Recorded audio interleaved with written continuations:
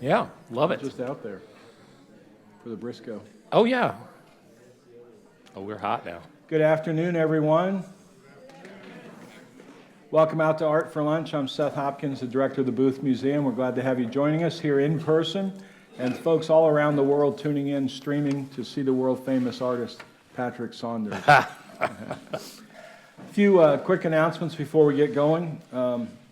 Next month's Art for Lunch, we do this the first Wednesday of every month, will be Laney House, who is a hat expert and expert hat maker here in Adairsville, Georgia. And he has a hat works up there in Adairsville and has made hats for many celebrities, including Barry Corbin, among others, and cowboys all over the country, and he does that over the internet. And he's doing that right here in our backyard, so we thought it was time to bring him in and let him show you what he does and how he does it. And so that'll be very interesting to see how a really high-end cowboy hat is made right here at Art for Lunch. That'll be on Wednesday, June 4th. Between now and then, we have a couple exhibit openings coming up. This Saturday, we'll be opening Western costumes from the Silver Screen, the Davey Collection. A gentleman named John Davey from New York City has collected about 3,000 movie-worn items and personal items from celebrities and movie stars. And he's been gracious enough to loan us about 30 stellar pieces that have been Western movies. And we're installing that right now as we speak, and we're going to be down to the wire, but it'll be ready Saturday for you members to come and be here for the opening and hear from Mr. Davey about his collecting. I think that'll be very interesting. So we have gallery walks at 4 and 5 p.m. and the opening lecture at 6. So sign up for that if you're a member and you haven't done so yet. If you're not a member, sign up, become a member, and you'll be invited to come Saturday and join us for that. A week from Thursday will be the opening of the Bag exhibit. That's the Booth Artist Guild, and that's always an exciting night to be here when we have our member exhibition opening for the Booth Artist Guild. That'll be next Thursday, so please come join us for that and meet some of the artists. And then looking forward to our next major exhibition in the Special Exhibition Gallery will be a show that I'm curating actually called Western Movie Posters Selling the Western, posters old and new.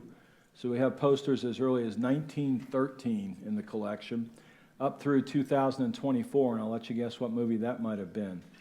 But we'll have a panel discussion for the opening of that. The show actually opens July 5th, so Labor Day, or July 4th weekend, basically. But we'll have the opening on July 19th, so be watching your mailboxes and email for that. So that's a few things coming up at the museum that I wanted to tell you about. And now we want to move on to our main attraction and talk to our friend Patrick Saunders, who's here teaching a couple of classes this week at our Booth Art Academy. Thanks for coming and doing that. My pleasure. And some of his students are joining us here in the audience as well. But you had put together some slides that really reflect your inspiration and influences on your artwork. Right, I want to really talk about why I paint what I paint, because I think that's so important. In classes, I focus a lot on technique, but I think even more important than that is why we choose what we paint. Because if we don't have a reason for doing paintings, it doesn't matter how great you are at painting. You're not going to get that emotion in it. That's having a voice, as they say. Exactly. And I think all too often, by focusing just on technique, we create paintings that are beautifully rendered, but don't have that connection that you can make through art that really moves you from an emotional standpoint. And I've been talking to a number of artists about that recently, including Mary White, the wonderful watercolorist down in Charleston. She's coming out with a new book, basically along those lines, that said, you know, people have asked me how to paint water or skies or whatever, but nobody's ever asked me how to paint this influence or this impression or this emotion that I have. And those are really the questions they ought to be asking in a lot of cases. Exactly. Now, I started as an illustrator. I studied illustration at the Kansas City Art Institute, and it was all about telling someone else's story. I would be provided with a magazine article or a newspaper article, and then I'd have to come up with an image to match that.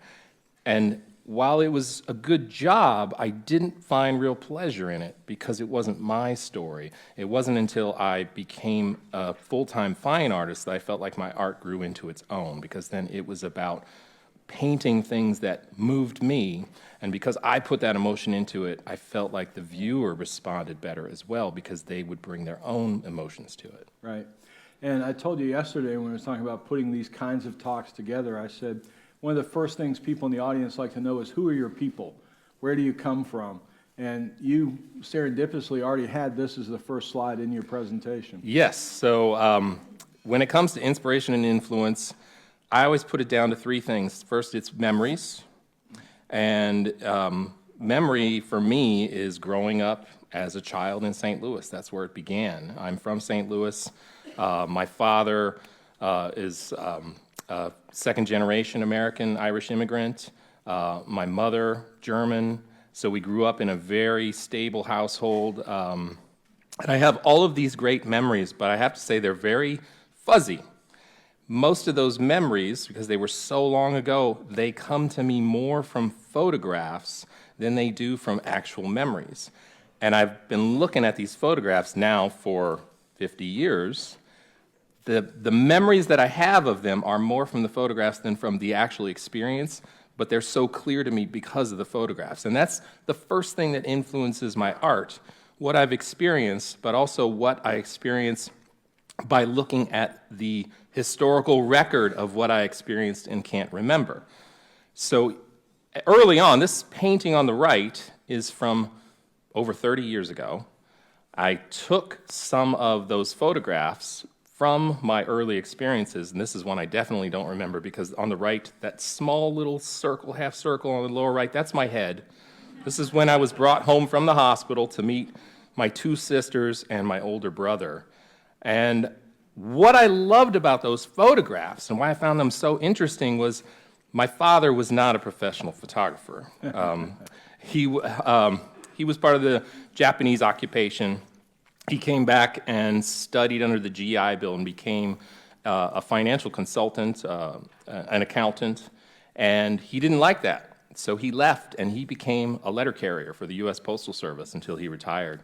I always admired that about him because he wanted to do something where he connected with people, and he had his regular route for all those years. But he enjoyed taking photographs of the family because it meant something from him. So through these photographs, I could connect with his emotional feelings about my family, even in things I don't remember. But because he wasn't a professional, he created these strange crops with his photos. And I love that. That whole snapshot feel is so much more interesting than the perfectly organized composition to me. And that then started influencing my work by copying them, and it still sticks with my work today. So he was postmodern before we even knew what it was. Exactly. I mean, he was an artist. There are photographs he's taken, and I'm like, wow, this is a better photograph than any painting I've ever taken. Completely accidental. And he would never claim to be an artist, but everybody is to a point. So that's another important thing. We all have memory that then is taken into fine art by the way we record it. Then I started looking at the great artist. This is Cecilia Beau. She was doing those interesting crops as well. So you can see how she cropped out the nanny and focused in on the child. But it suggests there's more to the story. And I found that incredibly interesting. Did you see the Celia Beau show that was here at the Atlanta I Art did not. Museum years Unfortunately, ago? no. Yeah. I would have loved to. Anybody see that show? Was I believe Sylvia Yount, when she was the curator here at the High Museum, put on a show of this artist's work, and she was really unknown to that point outside of the artist world, because she really was an artist and not too well known to the public, but incredibly influential. Love her work. This is Stanhope Alexander, same thing. Notice how the mule, or the donkey, I always get the two mixed up, it's in the painting, but the cart behind it is completely cropped out. That creates this tension and tells that there's more to the story. It's not about the overall cart, it's about the movement of that character through the scene.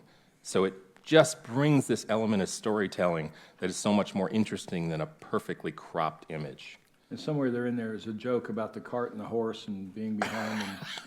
Definitely. This is one of my more recent pieces, and you can see that that cropping is coming into play.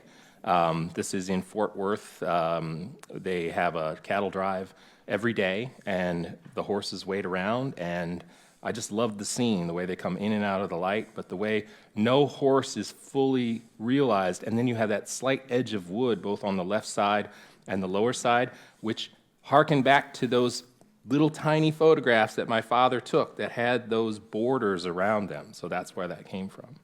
How many of y'all have been there and seen that, where they run a few cows down the road? A Fort few. Worth. It's a lot. Depends how busy a weekend it is. True, yeah. This is another more recent piece. This is my dog, Betty, and she was quite in my face. So there's this, I didn't paint her from life, obviously, because she's right there wanting another treat. She already finished one. Her brother had one, and so she thought she deserved another. But there's a camera distortion that happens when you take a photograph that close up. And usually artists try to avoid that. But I embraced it in this case because it shows her earnestness and her closeness to me, and I thought that was important to tell the story. And these paintings are sometimes fuzzy because the memories are fuzzy? You mean the way I don't finish it all out? Yeah. That, not exactly. It's because it's not about the background. It's about her. The focal point is her, so nothing else matters. Everything else is just window dressing or support for the subject. Good. Now we get into culture, and specifically it started early with pop culture. This is a little cup that was created by a knockoff Kool-Aid brand that started in the 1960s. And it's the first thing in my life that I was really attracted to visually, because I ordered this by proofs of purchases from this Kool-Aid knockoff brand, and it came in the mail. It was called Goofy Grape. It represented the grape flavor. There was one for every flavor. And I was so excited when I got this cup, I started doing drawings. This is where I started doing art with my crayons, purple crayon a lot, obviously. And when I would do them, my mother would tell me, "That's great." And she would tape it up to our big picture window in our living room. And I was so excited. She made me feel so important, I did another one. And she taped that up. And I did so many that we filled the window. And that's when I realized that, hey, I have this knack for art. I'm going to stick with this. They were all gone the next day. But that day was really exciting. You still have any of those? I do, actually. I've got Cool. that one in my studio. Cool. I will keep it forever. The cup or the drawing? The cup. The You ever- drawings, no. Those are all gone. I think That's my too mother bad. threw those away pretty quickly. They can stack up. I don't have any of my early work from prior to college. Floods destroyed it all. This is very apropos for our setting here. Sure. So this is pop culture as well. When it came to storytelling, for me, it was about television. As a child, my brother and I would get up early in the morning to watch The Lone Ranger. It started, I believe, at 6 a.m. And before that, there was nothing on. In those days, television did not run 24/7. Yeah, there's So, a test pattern. there was Fuzz in St. Louis. So we watched the Fuzz until The Lone Ranger came on, and it kind of There's that expanded my fuzziness world. again. That's right. It expanded my world. It told me there was more than suburban St. Louis that I didn't understand. And, kind of skewed, but some historical aspects to it. Well, you did have Charlie Russell. He was from St. Louis Yes, but I didn't know that at the time. until much, much later. That's right, exactly. And then Star Wars happened in 1977, and that just blew my mind. And more than the movies, I was excited by the production drawings done by the artist named Ralph McQuarrie. And he told so much with those drawings, and you can see that still reflected in my work today, because I still look at those. So on the right is a painting I did from Paris, and you can see how there's similar feel with the figures compared to a Ralph McQuarrie drawing from Mos Eisley spaceport scene in Star Wars. Now I'm getting geeky. What's the name of that cantina? The Mos Eisley Cantina. There you go. That's right. I can see the similarity. This is Chinatown in New York, and when I saw that scene, I thought of that Death Star attack scene in Star Wars. Everything just kind of goes down to that singular point. My wife and I lived in New York for quite a while, and we love to go back there and just go on photo walks. So this is from one of our more recent photo walks. The camera tilt, that actually was her. She did that, and it was so off-putting in the photo, it made it more interesting, so I decided to paint it that way as well. Back to your dad's photography. Exactly. Photography is a great influence on modern painting. I know plein air is very popular as well, painting from life, but I don't see the difference between painting from life and using photo reference. I think both are equal. The way you create art is not as important as the finished product. Amen. Circle that one. One more, this is San Francisco. We lived in San Francisco a while as well. You can see I've been everywhere. It's another scene that when I saw it, this is another scene from Star Wars on the left by Ralph McQuarrie. That's my painting of Ross Alley, which is now where the San Francisco Golden Gate Fortune Cookie Company is. It was initially the center of the Barbary Coast in the red light district. Wow. And another San Francisco from Chinatown as well, also influenced by those same city scenes that Ralph McQuarrie did for Star Wars. This is a more recent one. We traveled to London. This is the Red Lion Tavern, where Winston Churchill used to drink after Parliament sessions. And this is also influenced by those movie production images, the way that color and that light flows from warm to cool. It creates that drama that you would have in a cinematic atmosphere, but you see it in life. We had dinner there and walked out, and both of us turned around and looked back at the tavern and were blown away by the way that light and color just moved across the facade. And are you sure it was only after sessions? What do you mean? Churchill might have gone on the way. Oh, okay, you're going back to Churchill. It could have been all day long. I don't know for sure. Now we get even further into pop culture toys. So I had this little toy on the left, Johnny West. It was a plastic cowboy. And then in Fort Worth, one of the cowboys reminded me so much of that. I decided not to paint the background. I painted the cowboy on his horse and removed him from the background because he was so iconic to me from my past. So the title of it is Icon. And the whole time, he does look like Sam Elliott, you're right. I have a lot of people say that, but he looks just like this. This is him. I painted him a couple times, but it brought back a flood of memories for me. And when you feel that, paintings tend to go faster. I think I painted this in just 2 days, just a matter of hours over the course of 2 days. It just flowed right out. Looks to me like my friend Steve Devenins. I don't know Steve, but I bet he gets a lot of Sam Elliott comparisons too. He probably does. Another of my Fort Worth series. So living in the Southwest now, lots of cowboys. I see a lot of cowboys and, of course, cattle. And it kind of becomes iconic Texas for me. So there is James Mangold that you saw in the previous painting on the right, and a couple of other of the drovers from Fort Worth, Texas. This painting is not about the cattle, and so I use that cropping technique again to crop those longhorns at the bottom. You see the longhorns, and you get the sense that there are these massive creatures, but it's about the teamwork of the drovers, and so I focused on them. And is those specific mountains in the back? That is Western Texas. I don't know what mountain range that is.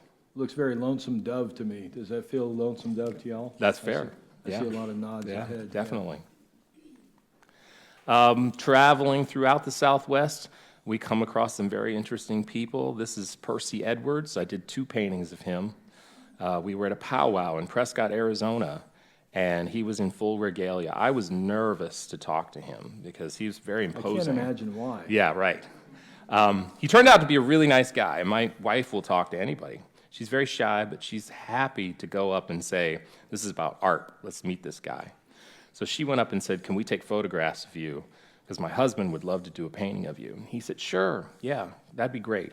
I would love it if you take photographs of me. And I said, I will send you a print of the painting. And he said, I don't need the print, I don't care. A lot of people do paintings of me, so I'm not interested.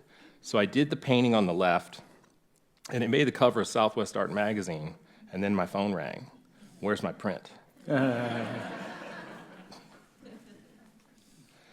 Then I went to art school. So now the third part of my influence becomes art history, which is not something I was exposed to. I'm just exposed to what you would see on TV, obviously. I'm just a suburban kid, and now I'm seeing all these artists I never could have imagined existed. I really became interested in Russian art. And this is Philip Malyevin, and I just loved the way those women's dresses flowed, and it became all about the dresses. It's not about their heads and their faces. You see them at the top, but they're so minimal, it's almost an abstract painting. There's women in there? Yes. Ah. Those are their dresses. Okay. Look closely at the top, you can see their heads. And I want to make sure nobody misunderstood. You said, and then I went to art school. It's not like you did all this work you've shown. No. I went to art school as a teenager. So first I focused on family, then I focused on pop culture, and then this opened up a whole new world for me. Abram Arkhipov, another great Russian artist. I just loved the color and the flow of it. really inspired my work. Oops, sorry. Going the wrong way. Oh, you're going the wrong way. There we go. And there's one more, Abram Arkhipov on the left, and then on the right is one of my paintings. So my wife and I went to a Day of the Dead parade in Dallas, Texas, and the outfits and the makeup, just fantastic, and it harkened back to those Arkhipov and Malevin paintings for me, and I just had to paint it. So once again, I went for that close crop. I wanted to see the flow of the dresses. It's all about the movement of the patterns, the clashing patterns. One of my favorite paintings. You really have been everywhere, haven't you? Yes, I have, absolutely. In New York, Jules Bastien Lepage, this is his Joan of Arc painting. It's a huge painting if you've been there, but I love the lushness of it. It's almost like a Jackson Pollock, but realist. There's so much going on in that painting. It's overwhelming, and it's so big, and it's in a very small hallway, so you can only focus on one piece at a time. But that really told me that I wanted to fill my paintings with more. I wanted to show more in each painting. And what institution is it at? The Metropolitan Museum of Art in New York. This is Maria Dewing's work. She's a floral artist mainly, and you might be familiar with her husband's work. He did, Thomas Dewing, he did paintings of women wearing long flowing dresses, usually playing musical instruments. He's wildly famous. I like his wife's work much better. And one secret is that if there are flowers in his paintings, she painted them because he was not good at that. But once again, it's that lushness of the garden. Everything is filled in. There's so much happening, and you feel like you're in it. You're embedded in the garden, and there's so much beyond. There's 2 or 3 couples that I like to kid that the wife is the much better artist, even though the I think that husband's happens a better. lot. Unfortunately, I would agree. On the left again is another Maria Dewing, and on the right is mine. So that we go to a lot of botanical gardens. This was the Fort Worth Botanical Garden. This is, it might be the Atlanta no, this is the San Antonio Botanical Garden. Another Maria Dewing on the left, so you can see how this influenced my work, and I pushed for those lush garden scenes. You almost get lost in them. They become a little bit abstract. And I get asked often, how do you paint that? How do you know what to focus on? And for my students that are here, you'll know I'll say it's just shapes and colors. You never think about things. I just find the shape and the color, and I put it down and find out what's next to it and work my way out. And it works every time. And I admire you putting these side by side. I mean, many artists would not do this. They might show another artist's work, and then they would show theirs after, but not side by side. And so I appreciate you doing that. Well, I want you to see the influence. It's not a copy, but I feel like every piece of art that we create as artists is influenced by the past. And it should be. We need to react to what came before. And I'm not shy about talking about that. I think that's very important. Well, I think it's back to the point you made. The process isn't as important as your reaction to the finished product. That's right. Exactly. Is that going to be true when AI gets involved? Actually, I think it will be, because AI responds more to art history even than we do. It can't do anything beyond that. That's all it's about. That's not going to devalue original art going forward. I don't think so at all. I actually embrace AI. I think AI is just a new way for us to explore the past and generate new ideas of thinking. Which lines up with the thinking of a great illustrator like Clark Hewlings, who, when I found out he photoshopped most of his compositions late in his career, I said, you know, some of your fans might not like to hear that. He said, I'm an illustrator. I use whatever tool I can use to make better paintings. I completely agree with that. There's no such thing as cheating, and I get asked that a lot. When I studied in school, I studied with illustrators that used mechanical methods, which we'll talk about further in here, and I worked with that too. Another example of the lushness of the garden scene, this one is called Bombadil.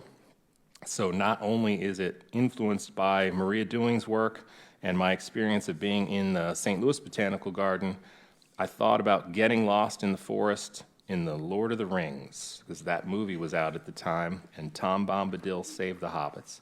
See, there I go geeking out once more. Well, I'm geeking out that Charlie Russell grew up next door to the St. Louis Botanical Gardens. Oh, really? I Yeah. did not even know that. Yeah. And I'm from there. Another Fort Worth Botanical Garden painting. beautiful scene of tulips, and you can also see the photography influence in this, the depth of field that comes with it. That's important to me as well. I don't feel like my art has to be flat. It doesn't have to feel like traditional painting did in the past, where everything was rendered very tightly. I can let things go out of focus, and the bokeh effect that you see from cameras, I believe, also affects a lot of modern art and painting. I think you also wouldn't necessarily ever think of this angle or point of view unless you had your camera and you were kneeling down. That's right. It would be very hard to get down that low on the ground to paint it from life. So, but the modern photography influences our point of view. It's a Lilliputian view almost. Yeah, absolutely, yes. It's like the forest. And that comes from my illustration background as well. We studied a lot of illustrators like Chris Van Allsburg, the famous children's book author of Jumanji. He always looked at what's the different angle. Can I get a bird's eye view? Can I get a worm's eye view? Find what's more interesting than the traditional expected view. One more, this is also from the San Antonio Botanical Garden. All these poppies just flowing together. And big portions of it become abstract. You'll notice the background in there is just splashes of color. I don't know what was back there, and I don't even think about it when I'm painting. I just see shapes and colors and put it on and let it reveal itself. That also lends itself to more of my portraiture work. So this is another Native American I met at a powwow in San Antonio, Harley Tall Chief, and his headdress, his regalia, reminded me so much of flowers that I wanted to give that same explosion effect. Flowers are like fireworks going off. You don't want them to be too tight and perfect, or they'll feel plastic or dead. So same with the movement of people. My paintings of flowers have really affected every other aspect of my work. This is another one I wanted to capture the lushness. It's more specific with the chairs. A rainy day in Kansas City, and you see how the color just becomes so much more intense. When I first started doing paintings, I focused more on things that were well lit, so you could see a clear light and dark pattern. And then I started experimenting more with things that were more dimly lit to get that more richness of color. So I studied illustration, I said, and one of the biggest influences on me was Bernie Fuchs, one of the mid-century great American illustrators. He was actually the White House illustrator during the JFK years, so he was there sketching JFK in the Oval Office and doing paintings of him. But I loved the way he pushed the color. He also had those interesting croppings and slightly skewed compositions, and that really affected me. I think also I love the light that's coming in the door, the patchwork quilt almost kind of. Exactly, and you'll see that come through in some of my later paintings. And if you want to see an original Bernie Fuchs, there's one hanging right on the other side of this wall. So if you go out of here and into the American History Gallery, it's about the middle of this wall on the other side. So Bernie was famous for what they call the oil lift-out effect, where you would do a tight drawing, not necessarily tight, but you would do a drawing with charcoal or pencil and then wash oil on top of it and wipe away the highlights with a cloth. So he got to a really quick image with strong lights and darks very rapidly. Joe Bowler on the left, another American illustrator that worked very similarly. And then on the right was one of my paintings. It's not done with that oil lift-out effect, but it is influenced by those illustrators, the way the light is pushed and the color is pushed for dramatic effect. On the left is another Bernie Fuchs drawing, and when I saw this scene in Laguna Beach of all these houses stacked, I thought of that drawing, and that made me really want to paint that scene. It's just so chaotic the way they are all stacked. And that was plein air. This is another plein air painting from Easton, Maryland, and I thought about the Willard Metcalf painting where he pushed these poppies so strong. They were just really bright, almost fluorescent, and they didn't seem real. This house had this green fence, and it felt like that too. It seemed unreal when I saw it. So I knew I wanted to paint it. I had that painting in mind, and when I painted it, and then I posted it on social media, a number of people said, "Why would you ever push that fence so bright? It can't possibly have looked that bright," but it did. I paint what I see, and this is a perfect example of that, but sometimes reality doesn't seem real. It seems as if it has been over-enhanced. And this is not that case. This is one of those cases where I painted it exactly how it looked. And we have that quite often in Western art, particularly with horses and animals, where they'll be in positions that somebody has photographed, and you'll say, that they couldn't have possibly been in that position. Well, here's the evidence. Things happen. It just doesn't look right. That's right. And was this in a competition in Easton? This was. Easton, Maryland has the largest plein air competition in the world, Plein Air Easton. Huge event, goes on for about 11 days, and I did that event numerous times throughout my career. The one on the right is also from Plein Air Easton, a road called Black Diamond Cove Road. I thought of this Abbott Henderson Thayer painting on the left that I liked. Not similar, mine is a sunny day, that is a more overcast day, but that tunnel effect, also hearkening back to my Star Wars days. And I love the way that dappled light went across the road. Another plein air piece, this is from the Pacific Northwest. On the left is a John Singer Sargent piece from the Brooklyn Museum of Art that I've always been fascinated by. My favorite John Singer Sargent painting of all time, Dalvasta. And you can see what's happening underneath the water, the rocks. You can see the water itself. You can see the sky reflected into the water. There are some fish in there you can see if you look closely as well. And when I came across the Soul Duck River and saw the same effect that I could see beneath the water's surface, and the sky reflected above, I knew I wanted to paint it because it harkened back to that painting for me. And so here you are showing us one of the greatest portrait artists who ever lived, but you're showing a picture of a stream by him. And I think it's interesting you're pulling these examples out that aren't the things they're known for. Yes. But it's the places where they showed their virtuosity. That's right. So that's a funny thing to talk about. We're talking about that in class. There are so many artists that are known for one thing. And so in today's world, we have so many people trying to push us into boxes. Galleries say, well, you need to choose one thing. I hear from shows that I apply to, you paint too many different subjects, and we need to know what you paint. But look at the greatest artists. John Singer Sargent was a better landscape painter than he was a portraiture artist. He was a great portraiture artist, but his landscapes, his watercolors are just beyond. All those great artists experimented with every subject. It wasn't about the subject matter. It was about their experience with all of these different subjects. I think about the first time that ever came to my view was Terry Moyers, who we've honored here with our Lifetime Achievement Award. I went to a landscape show of hers, and I was blown away. Yeah, and I tend to promote things like that from art history on my own social media pages. I like to show artists that I love and show their unexpected paintings, which are usually the paintings I'm more drawn to.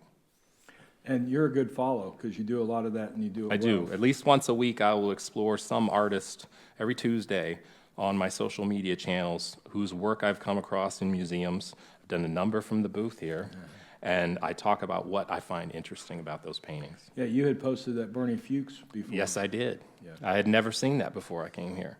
I hope you're not offended. No. I'm all about promoting museums, and I think when we share what we come across, it's good for the museums. Absolutely. On the left is an artist who's really known for still lifes, Seth Pushman. And what I loved about his still lifes, it wasn't just the still life, it was this flat image behind it, which is, I'm not even sure if it's some sort of tapestry or something, but I like the 3-dimension versus the flatness in it. So at the museum, the Kemper Museum in Kansas City, Missouri, they have one of the largest collections of Chinese art in the country. And they have this temple gallery, and in it is this beautiful Buddha statue, but behind it is an entire wall with a mural that they moved from China to the United States. And when I saw it, I thought about the Pushman paintings. That is my wife. She's a photographer. She's up there taking a photograph of the Buddha statue. And so I decided to put her into the painting to give it more of a sign of life. But it has a similar feel of still life versus the flatness beyond. But also it reminds me of what they would call an environmental portrait. That's, You're showing yes. the environment around That's the right. portrait It subject. puts a person in their environment and how they react to it. And that's my wife. We go to museums, and she is photographing everything. This is Telluride on the right. That's one of my paintings. And I was always inspired by Nikolai Feshin's work, Russian artist who moved to Taos, New Mexico, one of my favorite painters. I just loved the way those trees became all of this movement of lines throughout. And we don't think about individual trees, and I could tell he didn't when he painted it either. It's shapes that come together that the lines get lost and flow in and out, almost like fabric, pieces of yarn or sticks that are broken and come together. I just love that movement of lines of trees like that. And again, much better known for his portraits. That's exactly right, yes. But I love that painting. One of my favorites. And it's on paper, I believe. It's a very fragile painting. Frederick Waugh, this is another still life painter. And the still life on the right is something I painted during the pandemic. We were holed up, and it's called Nest, because we were stuck there nesting after being on the road for 7 years in an Airstream. And we had all these fresh flowers just to make us feel better while being stuck at home. In that window, the way they lined up, and it was that bright light coming behind them that defined the flowers as shapes rather than focusing in on the brightness of the petals. All of that creating this nice sense of depth. Our kitchen looking out to the wider world and kind of longing to be back out there. Another still life artist I really admire is William Nicholson.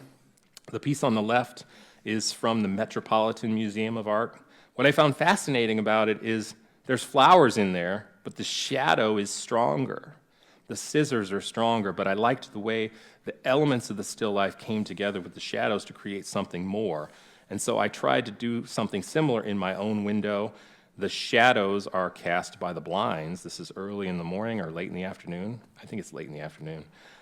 This painting is one of my most popular paintings, and it's an early painting. It's from 25 years ago, and I have seen so many copies done by other artists.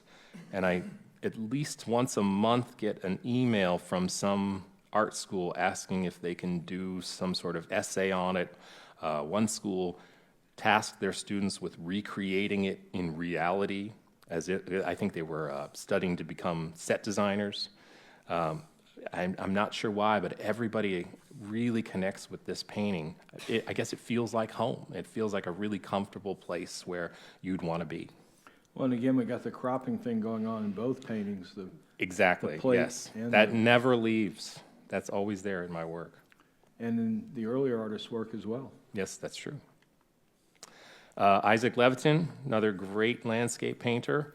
A swamp. You can make a swamp look beautiful. This painting on the right is Plein Air, also from Plein Air Easton in Maryland. I came across this swamp, and I just loved the way everything kind of wove together. So I sat up there, I'm painting, and noticing huge snakes moving around my feet. So there's sort of a trepidation in Plein Air. You never know what's going to happen. It was a great experience. It brings back really good memories for me. I like that you included Shrek in the background right there. I don't see it, but all right. Back to dappled light again. Herbert James Gunn on the left. Really great sense of dappled light.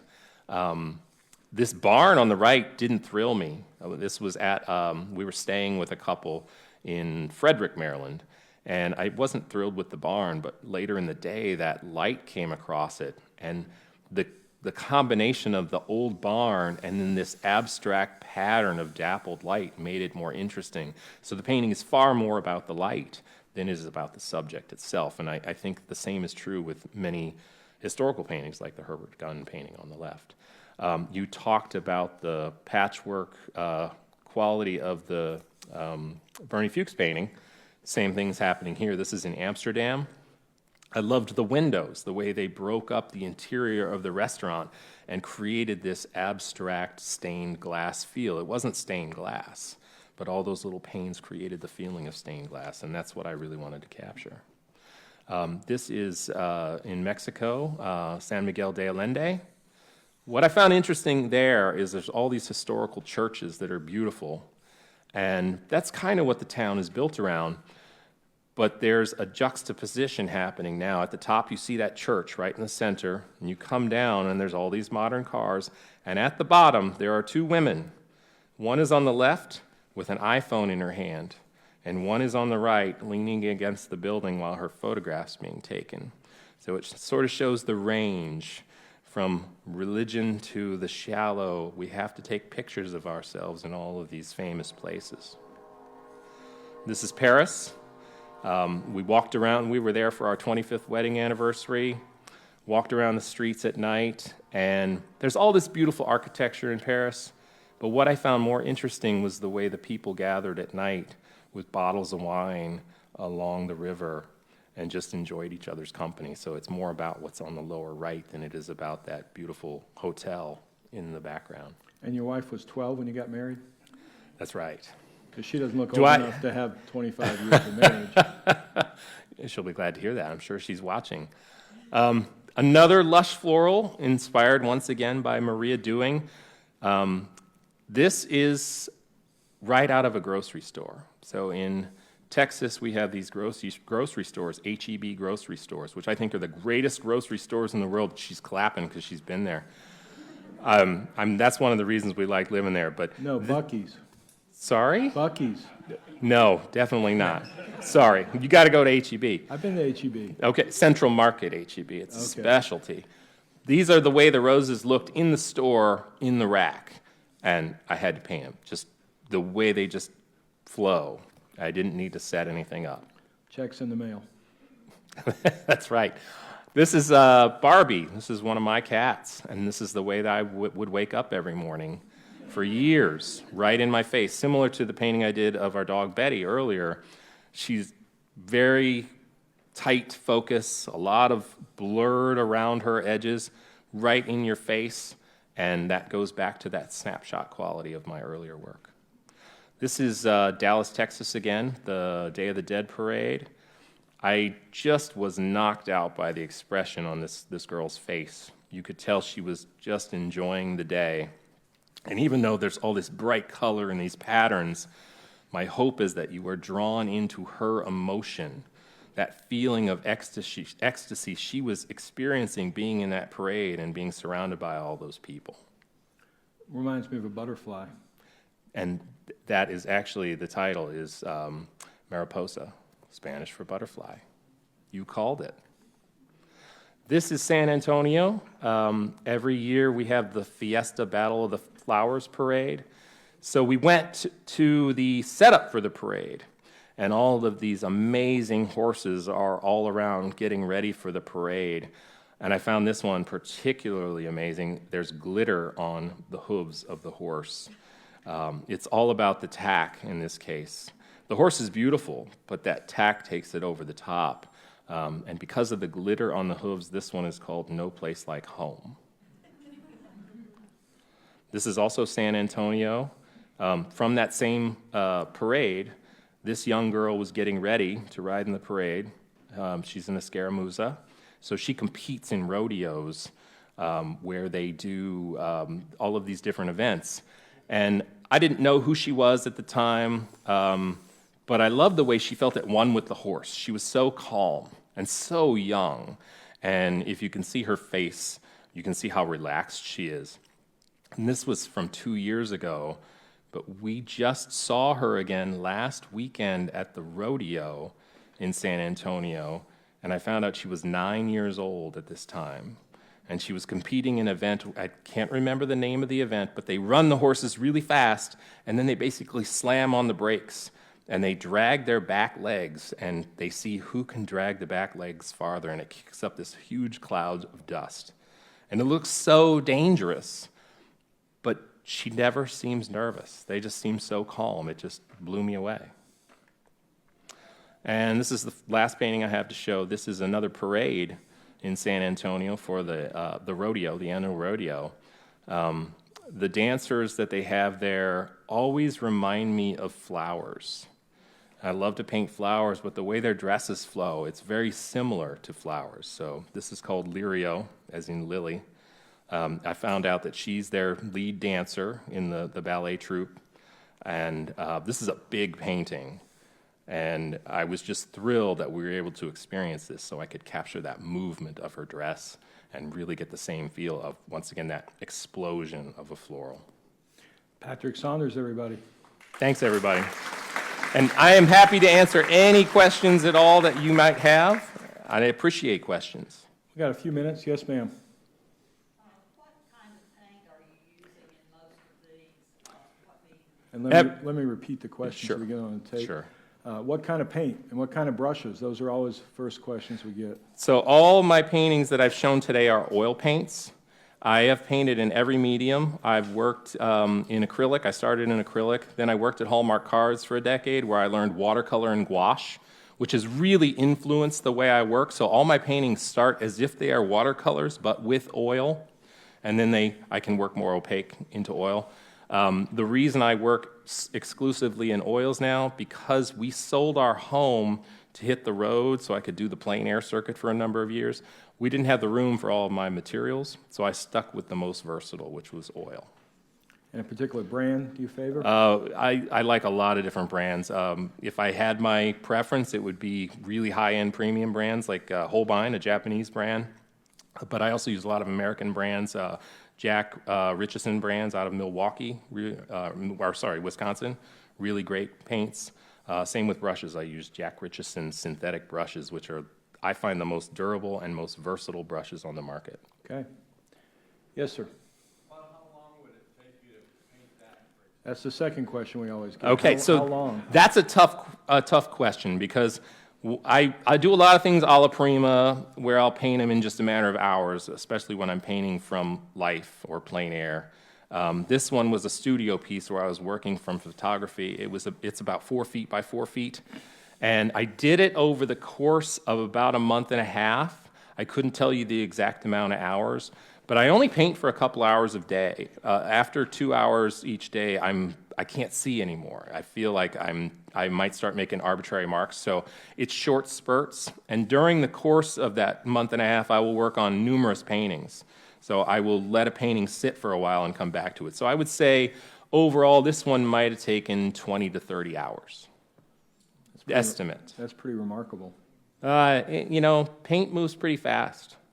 I really like to paint fast. Otherwise, you overdo it. And what do you do the other 22 hours? Well, there's all kinds of things to do. We bought a home after we settled down, so I'm doing a lot of remodeling, a lot of yard work. I do a lot of marketing. There's so much that goes into an artist beyond just painting, and I don't think people realize that. There's going out and finding inspiration. And you're always thinking about painting even when you're doing other stuff. That's right. So even when you're not painting, as a painter, you are painting. And I always tell people it takes 30 years to be able to do it in 30 hours. That's true. So, and I heard a surgeon say that once too. Someone was saying that the surgeon has a more important job and they've worked harder for it. And a surgeon that I knew said, no, I don't think that's true. I think the artist works a lot harder and a lot longer to get where they need to be. Yes? Yeah. One last question. Do you tone your canvas before you start a painting, or do you start from a white canvas? You start with a raw white canvas. Do you tone it? How do you get started? I tone it. And the reason I do that is because, well, twofold. Number one, I work outdoors a lot. And if I had a white canvas, that sun really shines back into my eyes and I find it blinding. And number two, I don't paint extremely thick. So if some of that canvas shows through, I don't want it to be a stark white because it glares at you. So I usually take a neutral tone, like a burnt umber, and put it on there very thin and then wipe it off and let that dry before I paint.